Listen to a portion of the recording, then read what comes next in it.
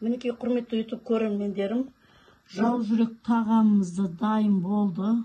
Өте бір керемет шықты, өте бір дәмді. Енді бар ғой, мен сіздерге оның дәмін айтып жеткізе алмаймын. Шын айтқанда мен бұрын соңды мен де осындай тағамды жасамағанмын. Бірінші мәрте жасап тұрмын, өзім жасап, өзім бұл тағамды енді бар ғой, действительно қатты ұнаттым. Мінекей құрметті YouTube көрермендер, мына өздеріңіз көріп тұрғандай, бұл шек қарынның майы. Міне. Қазір бұны осы біз төрт бұрыштап кесіп аламыз. Сосын осы бауырымызды осыған орап, армен қарай осыны қуырамыз. Бұрынғы әжелеріміз тек қана осындай майға, құйрық майға, осы іш майға ғана тағамдарды жасаған. Сіздер ойламаңыздар, мынандай май депші. Бұл наоборот, қазіргі таңда біз ішіп атқан мына шедевр майларымыз бар ғой, сұйық майымыз. Содан 1000 есе пайдасы зор май. Біле білсеңіздер. Мінекей құрметті YouTube көрермендер, мына бауырымызды 1 сағат тұрғыздырдық сүтте. Енді сүттен аламыз. Мінекей достар, мына сүттен алып, жақсылап шайып алдым да, енді тұздап қойдым. Енді бір 5 минут тұру керек осы тұзда. Мінекей YouTube көрермендерім, бұлай бүйтіп нені кесіп дайындап аласыз. Майды, сосын бауырды ішіне салып, осылай орап шығасыз.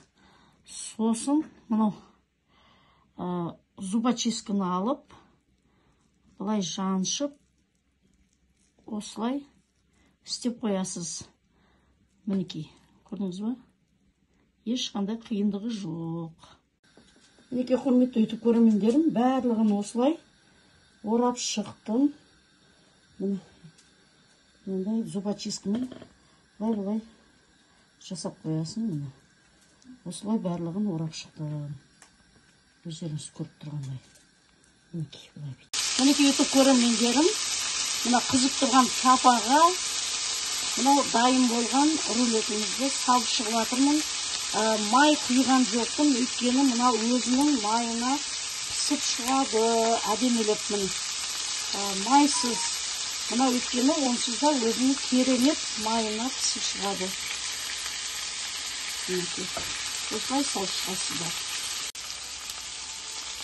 Мінекей өздеріңіз көріп тұрғанда бәрін салып шықтық қой. Енді бар ғой, екі шетін жақсылап қызартып қуыртып аламыз. Сосын кейін барып 10 минутқа бұқтырып аламыз, бетін жауып.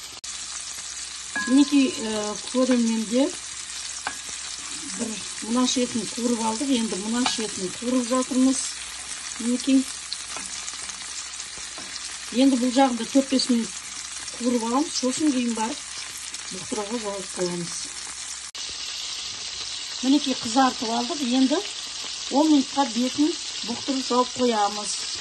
Мінекей тәтті бұрыш, орташа ащы бұрыштағы бұрыштарымды бауырымыздың бетіне салып жібердім. Негізі бұрынғы әжелеріміз, ата-бабаларымыз білген ғой, қандай тағам адамға пайдалы екенін.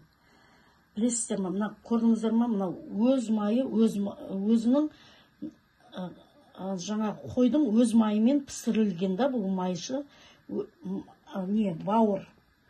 Өте бір ешқандай зиян жоқ адам ағзасына, наоборот керісінше өте пайдалы. Мынау бар ғой, бауыр дегенін білесіздер, өте витаминге бай, дәрумендерге, адам ағзасына өте енді керекті. Негізі бұл тағамның өзі аталуы жау жүрек. Неге жау жүрек деп енді ғана ойланып жатырмын. Мына тағамды жегеннен кейін ғана ойланасын. Бұрын кезде мен ойлаймын, сол әжелеріміз жасап берген әдейі аталарымызға мынау осындай тағамды жеп, құнарлы тағамды жеп, ештеңені ойламай алға тек қана жауларға шапсын деп осындай тағамды жасап берген енді ғана түсініп тұрмын. жеген кезде кәдімгі құнарлығы соншалықты адамға тойымды тамақ, әрі тез жасалынатын тағам. Сіздерге де осындай тағамды жасауға, үнемі жасап тұруға кеңес беремін. Өйткені өте адам ағзасына өте пайдалы тағам. Біле білсеңіздер. Әрине, әрі арзан шығады, әрі өте тойымды тағам. Сіздерге де осылай жасауға кеңес беремін. Рахмет баршаңызға. Ас болсын. Мінеки мына қара малдың жүрегі. Мына өздеріңіз көріп тұрғандай, мынау өзінің тесігі болады. Мысалға, мына қазір осыны кішкене ойып алып тастаймыз да. Мынау мен осының ішіне мына қойдың, мына кәдімгі өзіміздің құйрық май, өте пайдалы, білесіздер бұл да. Сосын мына өзі қара малдың етін салайын деп тұрмын. Мінеки көрермендер, мұны әдемілеп тігіп алдым барлығын. Ішіне кәдімгідей көбірек ет кетті. Мінеки жүрегіміз қайнап жатыр. Жайлап, баяу отпен бетінде мыналарын алып тастап жатырмын. Қайта-қайта шыққан нелерін. Өздеріңіз көріп тұрғандай. Тағы да қайнатып, үстінен су құйып қоямын қазір. Су азайып қапты кішкене. Өздеріңіз көріп тұрғандай, міне үлпершегіміз қайнап, пісіп болды. Енді аламыз. Орнына қамыр саламын қазір. Құрметті YouTube көрермендерім, міне өздеріңіз көріп тұрсыздар. Үлпершек тағамымыз дайын болды. Өте бір керемет болып пісті. Көріп тұрсыздар. Мына жүрегімнің ішіне барлық еттің бәрін салған ем ғой. Қазір енді соны кесемін. Сол кескенімді де сіздерге көрсетемін кесіп болған соң.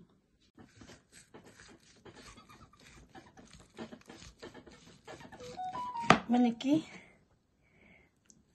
кесіп жатырмын. Көріп тұрсыздар ма? Жүрегім ішіне құйрық салынғаны көрініп тұр.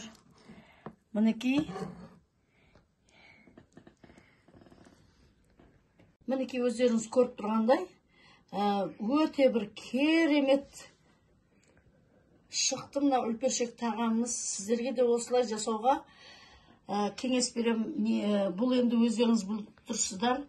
Қазақтың нағыз ұлттық тағамы бұл үлпершек. Қыз тұрмысқа шыққан кезде соның артынан емес, сол келген кезге дейін осы үлпершек тағамын дайындап қояды екен. Бір ай бұрын дайындап қояды да, оны осылай бәрін ет салып, жүректің ішіне ет салып, бір айға ұнның ішіне салып қойып, сүрлеп қойып, ата-анасы соны, шешесі дайындап қояды екен да. Қыздың қашан келеді, қызы келген кезде сонда өйстіп осылай асып берген екен. Мінеки бұл тағам, білесіздер, өзі 100 жылды, осыдан 100 жыл бұрын дайындалып жүрген тағамдар ғой. Білесіздер, өзі ұмытылып кеткен тағамның бірі. Қазақтың ұлттық тағамы. Мен сіздерге де енді кеңес берем, осы ұлттық тағамын жасап тұруға. Қандай керемет, қараңыздаршы.